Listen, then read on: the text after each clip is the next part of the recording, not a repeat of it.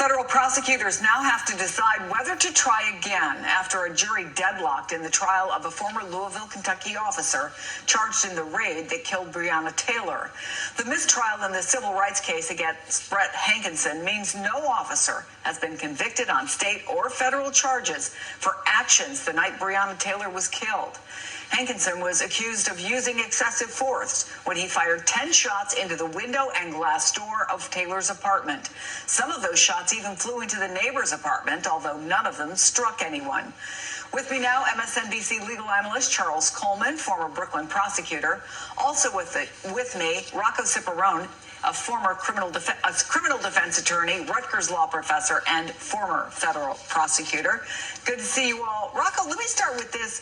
Federal prosecutors could decide to retry Brett Hankison. So what will they take into consideration when they make that decision?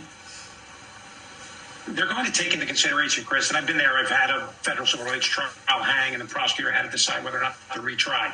They're going to look at a number of factors. Obviously, what is the likelihood that they could get a conviction? How did their case go in the last time? Because these are resource-intensive cases. There's a lot of time, money, and effort that goes into these, not to mention the emotion behind it for the families on both sides of the equation here. So they're going to look at all of that and decide, do we think we can get a conviction the second time around? Is it worth the input, or is the juice worth the squeeze, so to speak? You know, Charles, as I said, no officer has been convicted for their actions in the death of Breonna Taylor. This is a woman who was in her own apartment. She had done absolutely nothing wrong. She ended up dead.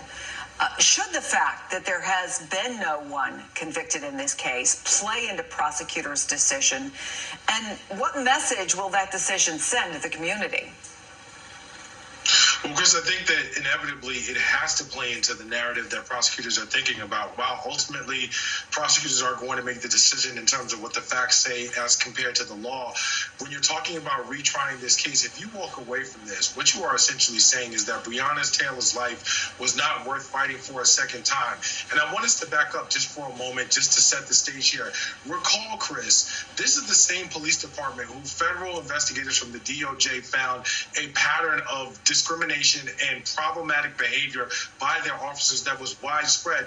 Not just that, but the investigation also found that Louisville officers in this case basically acted illegally to try and conspire to get the warrant that ultimately would lead to Breonna Taylor's death. So when you factor all of those things in, for prosecutors not to go at this again and try to secure a conviction sends a terrible message to the public about their commitment to justice as well as the protection of Black lives. So, Charles, what would your questions be if you could talk to those jurors? What do you think the possible points of disagreement are in this case?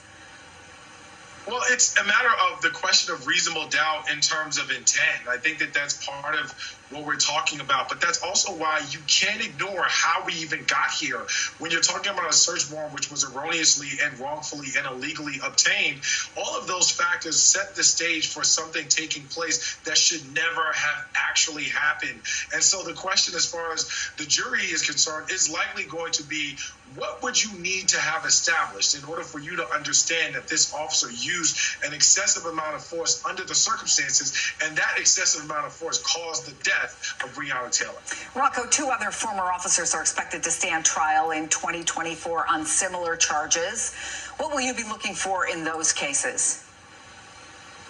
I think the issue there, and Charles touched on this a moment ago, is the fact that the underlying warrant, the officers who put that forth, knowingly falsified the warrant to establish what we call the probable cause to get into the house. And I agree, that's where it all starts.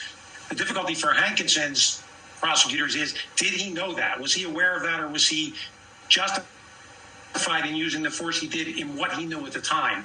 In the other cases, I think it's going to be an easier time for the prosecution because there was clearly willful misconduct. They clearly lied with respect to putting that information before a judge to justify getting in that property. They should have never been there. This woman should have never lost her life. But that's where the crux of the problem started. These officers lied in getting the warrant.